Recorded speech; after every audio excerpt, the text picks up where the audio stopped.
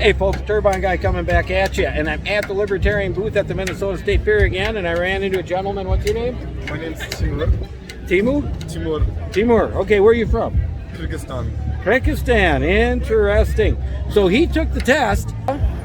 He ended up right here.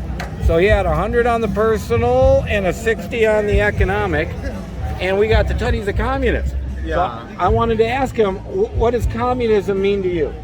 For me, I believe in communism because I want to abolish government, capitalism, and its effects on the environment, indigenous lands, and the colonization that we've had over the global south. I want to end industrialization and the chokehold grip capitalism has on a lot of poor nations, especially in the global south, that we constantly exploit for our own materials.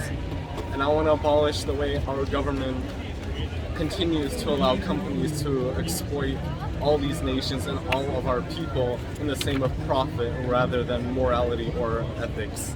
Okay, that's quite a wide spectrum in a lot of things, so I think you voiced yourself pretty well. But how is government going to get that accomplished? Well, a communist government, how's it going to get that accomplished? Well, here's the thing. The one way I believe communism is going to get that abolished is that one of the reasons so many of these systems have place is that it allows people to be exploited, and we have this own view of the American dream, or you can make it to the top, when studies, facts show that it's not true.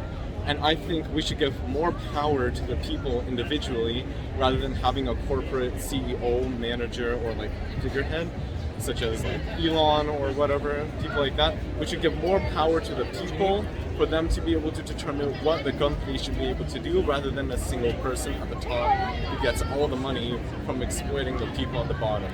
Okay, yes, that's very interesting. Now, you're sounding to me a little bit like a libertarian, giving power to the people, letting people take care of themselves. So I guess the question is, because I asked you, how does a communist government do that?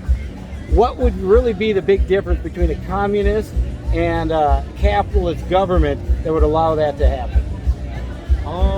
Well, I didn't quite understand your question, but one thing I do think I get what you're saying is that the difference would be that a communist government wouldn't center itself around capitalism. It wouldn't... Sorry, can you repeat your question? Okay, well, what you said a lot. Yeah. Okay, now, you said the communist government can get this accomplished. Okay, why can the communist government get it accomplished when the capitalist can't, I guess? Oh, I love that question. It's because capitalism itself is unethical.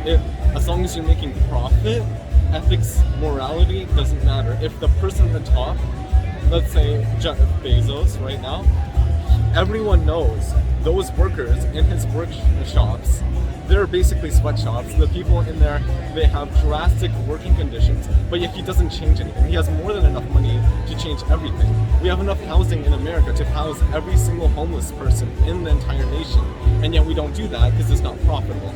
We have the money to stop climate change, but we don't do that because it comes at the cost of fossil fuel companies losing all of their profits, that we would have to destabilize so many companies to do that, and companies won't let that. We have lobbying, we have black money in the government preventing all of this from happening, and all of this is at the root of capitalism, because capitalism drives from profit over morality and ethics. Okay, so one last question here. Which government in the world do you think really, truly, mostly resembles the communism you're talking about? There is no government, I think, right now that truly resembles it.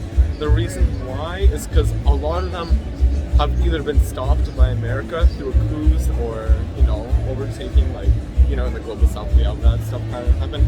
Or it's just like, it's dangerous to do that right now because a lot of capitalist governments would stop you. A lot of it's just not happening. But there are areas, like in India, there's a specific sector, a small area where infrastructure, literacy rates, and housing are significantly better because Marxist politicians are there at a higher rate compared to the rest of India, and where the rest of India is actually at a worse condition than that one area ruled by Marxist politicians. So you're saying the two biggest communist governments, Russia and China, really aren't communist? Russia's not communist. China's not communist. China is state capitalist. There you go. There you have it, folks. An explanation of communist by an avowed communist. There you go, Turbine Guy signing off.